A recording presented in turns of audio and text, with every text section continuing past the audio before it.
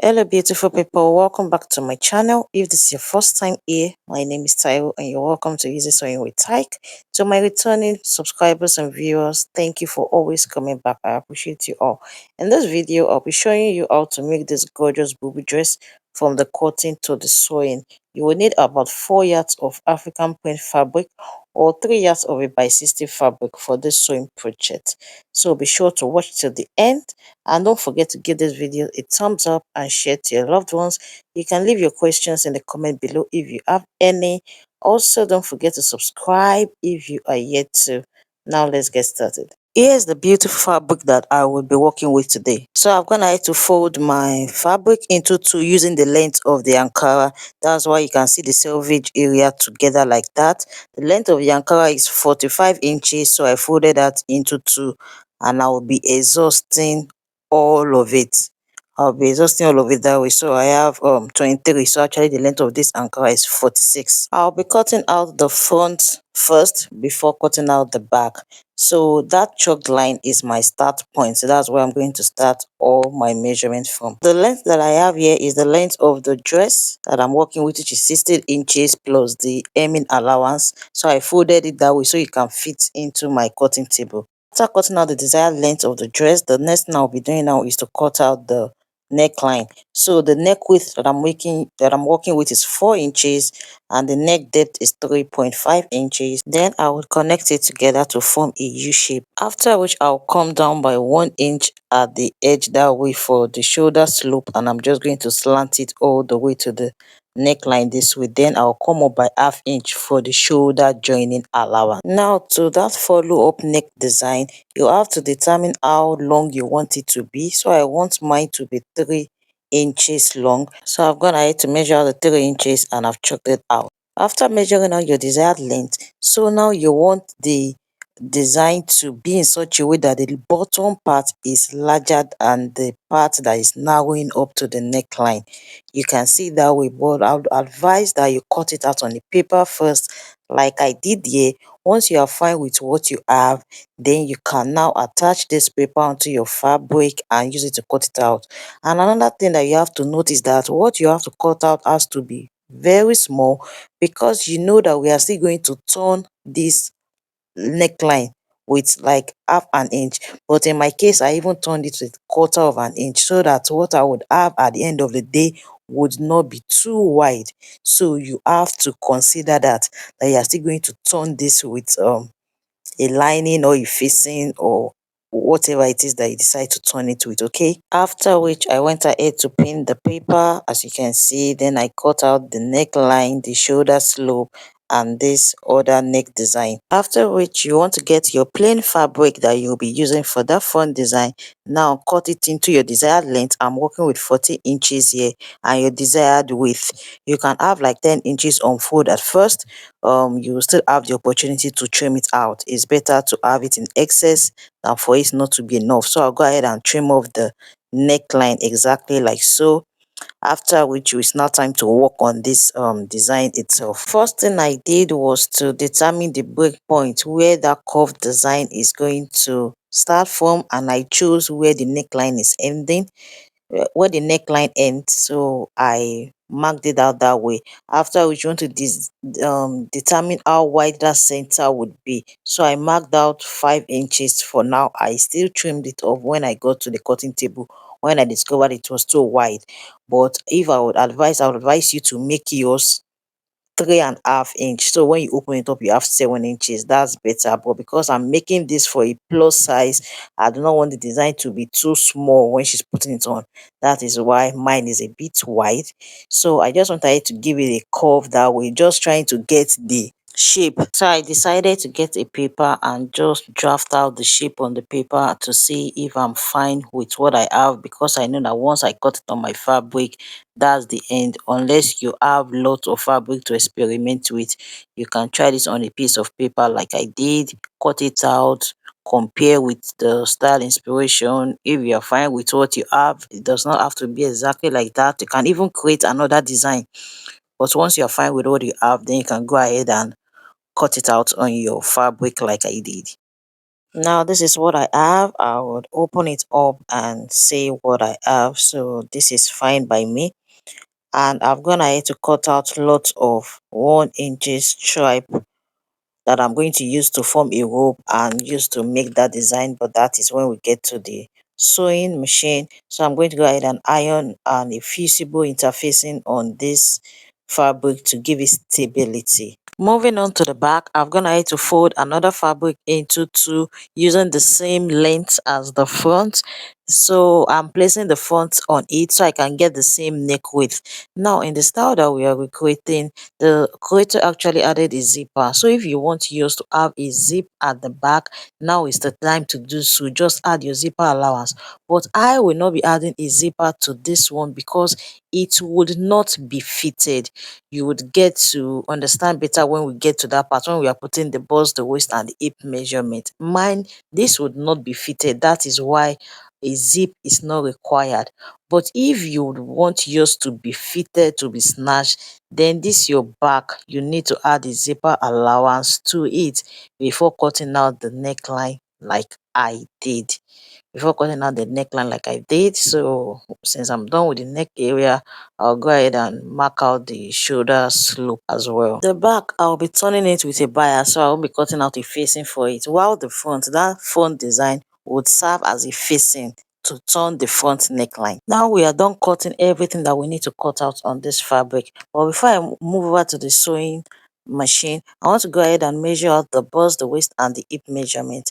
Now take note that these markings would be done on the right side of the fabric because we are sewing it on the right side of the fabric, okay? So I came down by 12" for the chest line. Since this is a bubu, it does not have to be your fitted armhole line or chest line measurement. 12" 13 is fine. Then I came down by the half length. So those are the two lines that I marked there. So on that 12" mark, which is the chest line, I imputed the bust measurement, and I'm using the same measurement at the waist area as well because the difference in this client bust and waist measurement is just 1 inch, so it does not really matter. So I'm going to be adding SS to it that way. Remember that I said that this dress would not be having a zip at the back, so it is actually free. Now if yours would be having a zipper at the back, please feel free to input your fitted or your exact bust and waist measurement. So regardless of if yours will be fitted or free, you have to stop your markings 10" or 12" before the hemline so as to enable easy movement. Okay, now at that hemline, because mine is free, I'm just going to come in by 4.5" that way and slant it all the way to the waist measurement to have a sort of an A shape, because this one would be free. If yours will be fitted, you are not going to do this. In fact, you go ahead and mark out your hip line. After marking out my waist measurement, you will mark out your hip line and input your fitted hip measurement, and you just want to have a straight line all the way to 12 or 13" before the hemline for easy movement. Okay, so I'll be sewing on this chalk line when it is time for that. I'll be sewing on this chalk line when it's time for that. So remember, like I said, you should put in your fitted bust, waist and hip measurement, but you can go ahead and add 1" to your fitted measurement for ease if yours would be having a zipper. I'll go ahead and replicate this same chalked markings on this other side, that way, not on the wrong side but just on the other side. Remember that this is on fold. Then we'll move over to the sewing machine.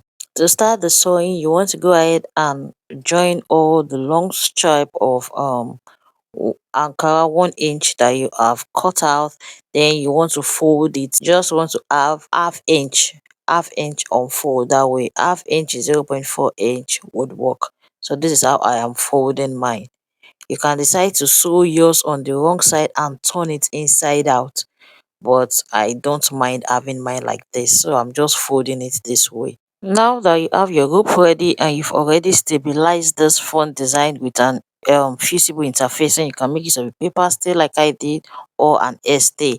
I'll start sewing down the rope design diagonally. To create the first one, go ahead and measure 1" diagonally from the edge, that way then go ahead and sew it.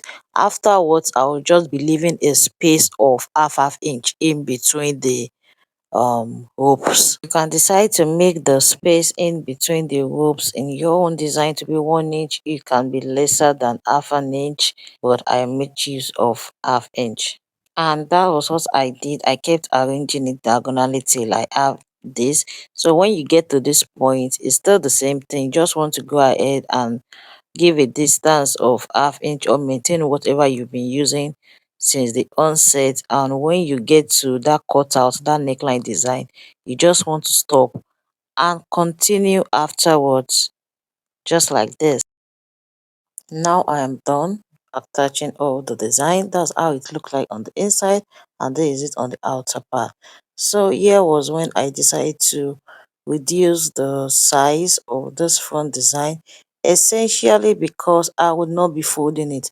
So when I was cutting, I thought that when I will be attaching this design, I'll be folding it at the edge, but I discovered that it was taped round using that same Ankara rope, and if I decide to fold it at the end, it would be too bulky. So I decided to trim it out using half an inch, since I'm going to cover that edge with this Ankara rope design. So I've I used the bio, so I'm just going to cut it out like so. Now this is what I have. It is ready to be fixed. Placing the right side of the front design on the wrong side of the fabric, I'll go ahead and sew it all around at the neckline. I started off with that cutout, and you can see how I marked out where I was going to sew in order to maintain the shape and not to sew it in excess, so it will not be too wide. At the end of the day, I used 1/4 inch, and I used half inch to sew the remaining part of the neckline.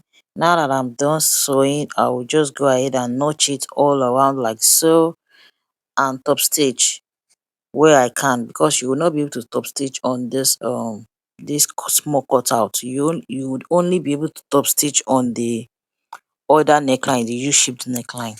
After all that, you just want to go ahead and turn it out to the right side. Now it is facing the right side of the fabric. Then I'm just going to go ahead and iron it out and just attach an M gun on that neckline area so it can be fixed. I've gone ahead to do that here, and this is what I have. So this is me just folding it into two to ascertain that what I have on both sides is equal. So I'm going to go ahead and stitch down the design on the fabric this way. This is to ensure that the fabric does not move, or you can use an M gum to do this, so that when we are attaching that rope design, it is not going to move and making it difficult to fix the rope design. Afterwards, just go ahead and place your already folded rope design that you was used to create that diagonal shape, and just follow through with the shape that you have there and just stitch it down like so. It's quite easy. You just want to be patient and just follow through with that design and keep stitching it. So when you get to one of the corners this way, you do not have to cut it and start over again and start folding and making that place bulky.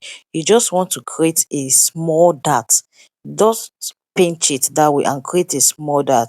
Then decide where you want it to face. Is it upwards or downwards? And just stitch it like this. Okay, just stitch it like this. You don't have to cut it and start sewing it all over again. The same thing when you get to the other corner, but make sure that if the dart intake that you took in, this darts that I'm talking about is just around a 0.2 inch or 0.1 inch, it's not big at all. So when you get to the other side, if it is facing downwards, make sure it's facing downwards, and if it's facing upwards, make sure it's facing upwards. Then I would keep attaching it till I get to the second end.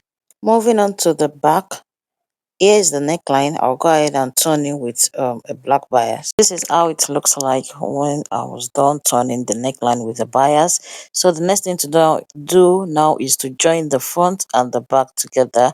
So I'll be using a French seam method to finish off the shoulder. It is not compulsory. You don't have to do this. You can choose to make the right side to face each other and sew it off using half an inch at the wrong side, But if you want to do this method, you have to sew it first at the right side, and you have to sew it using like 1/4 inch. Remember, we left only 1/2 inch for this shoulder joining. So once I was done sewing it at the right side, you want to turn it to the wrong side and sew it off like this. That way you would have a neat finish, and I don't have to weave that part or anything like that. And this is what I have when I was done joining the shoulder. So the next thing I'll be doing now is to fold the edge. That way, that selvage area, I'll be folding it in. But if you have your plain fabric left, you can decide to add it just like it was added in the style that we are recreating. But I do not want to do that, so I am just folding it in by 1/2 inch. And when you get to this shoulder area, make sure that this shoulder is falling to the back. You can see the direction of that shoulder. Make sure it is falling to the back. So I'm going to do this for the two sides, after which I'm going to join it together using the bust, waist and hip measurement that I marked out earlier on the cutting table. So I'm just going to sew on that chalked line. Sew on the chalked line like this all the way to the end of the chalked line. Remember that I said it is not advisable to sew this all the way to the end for easy movement. Afterwards, I'll just go ahead and hem it at the bottom of the dress using whatever hem allowance that you added to the length of the dress while cutting. And that is it, guys. Voila, the dress is ready. We have come to the end of this tutorial, so kindly give this video a thumbs up if you like what I did here. If you gained value, leave a comment for me if you have any question or if you have anything to say. Also share with your loved ones, put on the post notification in order not to miss out on anything from this channel, and subscribe if you are yet to. Till I see you in my next video, bye.